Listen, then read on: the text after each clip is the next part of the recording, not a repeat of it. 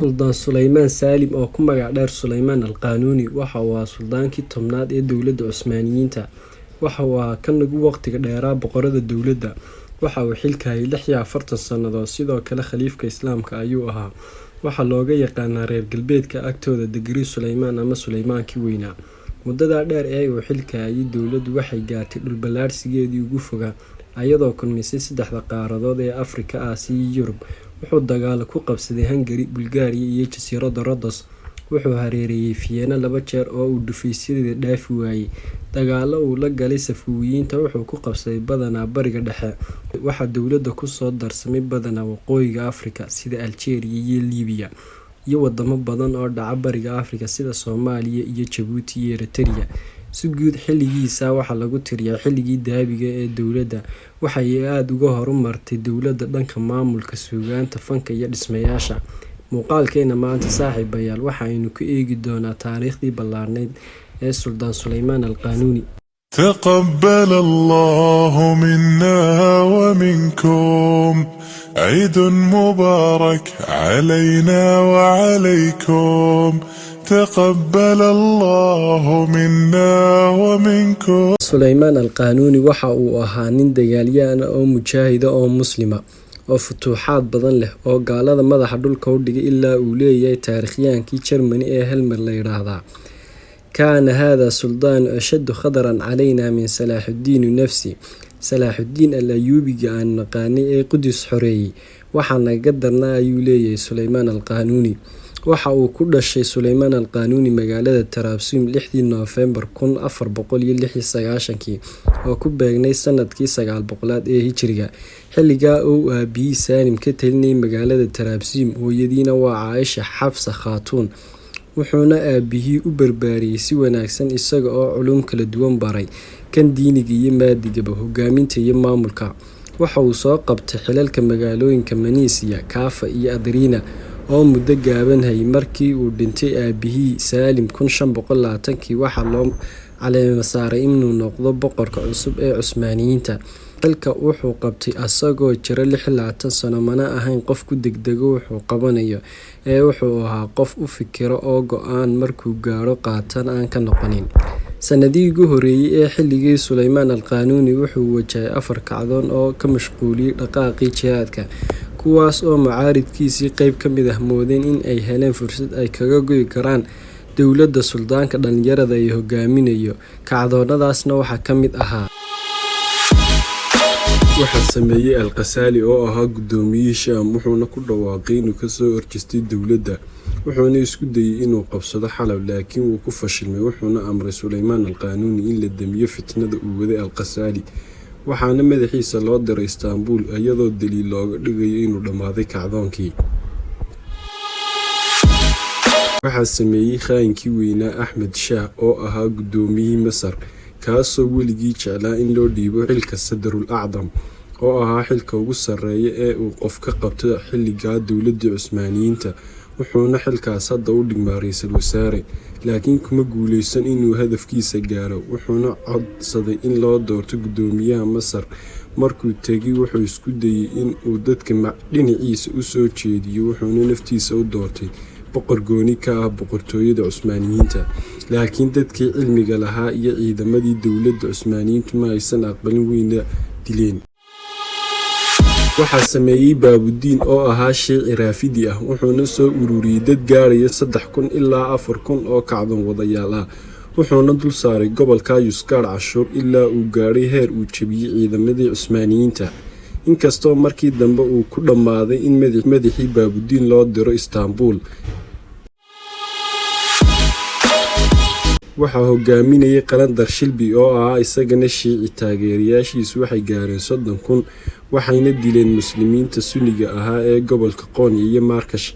Bahraan Baasha ayaa loo diray si uu u hor istaago kacdoonka, balse waa la dilay.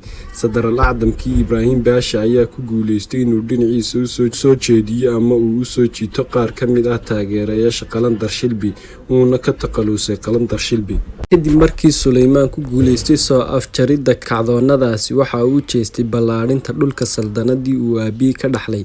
wuxuu jideeyay qawaaniin iyo go'aamo uu dib ugu habeyn ugu sameynayo haykalkii dowladnimo ee saldanadii Cusmaaniyiinta. Go'aanadaas iyo qawaaniinta oo ahaa kuwo aad u tiro badan ayaa ka dhigtay Sulaymaan mid lagu naanayso Sulaymaan al-Qaanuuni. Kadib markii uu dib u habeyn ku sameeyay maamulkii gudaha, waxa uu u jihaystay Sulaymaan al-Qaanuuni dhanka Yurub oo xilligaasi loolan adag kula jirtay Cusmaaniyiinta, waxaana xilligaas ku soo biiray ciidamada badda Khayrudiin Barbarossa oo hogaamiye u ahaa koox weeraro ka geysan jirtay xeebaha dhaca Spain iyo maraakiibta reer galbeedka.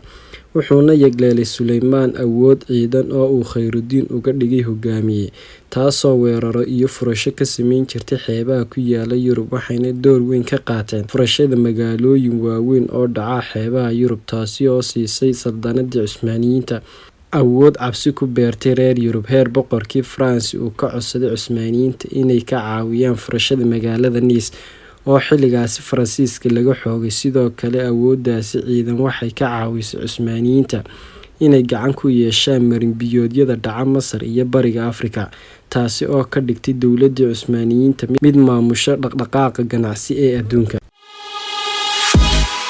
Waxaa lagu tiriyaa mid ka mid ah dagaaladii ugu weynaa ee ka dhacay dunida, sidoo kalena ugu yaabka badnaa. Saacad iyo badh gudaheed waxaa lagu cirib tiray ciidan dhan oo kor u dhaafay 200 oo kun oo askari iyo boqorkoodii, waxaana lagu furtay dhul lagu tiriyo kuwii ugu difaaca adkaa Yurub. Sanadkii 1526 miilaadiga ayuu la wareegay xukunka dalka Hungary boqor la dhihi jiray Fiilaadkii labaad, wuxuuna go'aan ku gaadhay inuu joojiyo lacagtii cashuurta ahayd ee uu siin jiray dowladdii Cusmaaniyiinta. Taas beddelkeedana wuxuu dilay ergeygii uu u soo diray Suldaan Sulaymaan, taasi oo sababtay caradii Suldaan Sulaymaan, wuxuuna amray in loo diyaar garoobo dagaal lagu cirib tirayo boqorka Hungary xukunkiisa. 21kii Rajab sanadkii 932 Hijriga ayuu ciidan uu hogaaminayo Suldaan Sulaymaan, kana koobnaa 100,000 oo askari, 300 oo madfac iyo 800 oo markab u soo boqoleen dhanka dalka Hungary. Sidoo kale, boqorkii Hungary wuxuu isna u soo baxay difaacidda dalkiisa, isagoo hogaaminaya ciidan gaadhay 200,000 oo askari. Sida muuqata, ciidamada Hungary waxay laba jibaar ka badnaayeen ciidamada Cusmaaniyiinta, waxayna 128 maalmood kadib ku kulmeen toga Mohacis ee dhaca koonfurta dalka Hungary. Aroornimadii 12kii Dilqacda 932 Hijriga, salaadii subax kadib ayuu bilaabay Suldaan Sulaymaan inuu khudbad xamaasad u jeediyo ciidamadiisa, wuxuuna ku dhiirigeliyay jihaadka, isagoo kusoo gabagabeeyay khudbadiisa ka soo qaada in ay maanta idin jeeday ruuxdii Nebi Maxamed sallallahu calayhi wasallam, taasoo sababtay ilinta ciidamadii Cusmaaniyiinta kana dhigtay kuwo ku dhiirada dagaal. Salaadii casar kadib ayay bilaabeen ciidamadii Hungary inay soo weeraraan ciidamada Cusmaaniyiinta, waxayna isku qaybiyeen ciidamadii Cusmaaniyiintu 3 qaybood oo kala dambaysa. Kooxdii hore waxay ka dhigeen ciidamadii fardoolayda ahayd, kuwaasoo shaqadoodu ay ahayd inay iska caabin jar ku sameeyaan ciidamada Hungary, kadibna ay dib ugu soo cararaan, halka kooxda labaad iyo saddexaad oo ahayd ciidanka intiisa ugu badanna ay ku sugnaayeen ciidamada Hungary webiga koonihiisa. Marka ay dib ugu soo rogaal celiyeen, kooxdii koobaadna waxa ay ku soo dhaceen ciidamadii Hungary shirqoolkii loo dhigay, taasi oo ka dhigtay 200,000 oo askari kuwo ku baktiyay iyo kuwo ku qarqoomay biyihii webiga xilli ay isku dayayeen inay la baxsadaan naftooda, halka 25,000 oo askarina la qafaashay. Boqorkii Hungary wuxuu isagoo baxsad ah ku baktiyay webiga Mohacis, halka ciidamadii Cusmaaniyiintu ay ka shahiideen 150 askari oo keliya, waxayna ku soo hooyeen ciidamadii Cusmaaniyiintu guul lagu tiriyo guulihii ugu waaweynaa taariikhda. Guuldaradii gaartay Hungaryna waxa ay ku noqotay reer Hungary mid aan ka go'in maskaxdooda, heer ilaa maanta oo laga joogo 400 oo sano dagaalkaasi ay weli reer Hungary marka ay dhibaato ku dhacdo ay adeegsadaan oraah odhanaysa waxa igu dhacday mid ka daran Mohacis.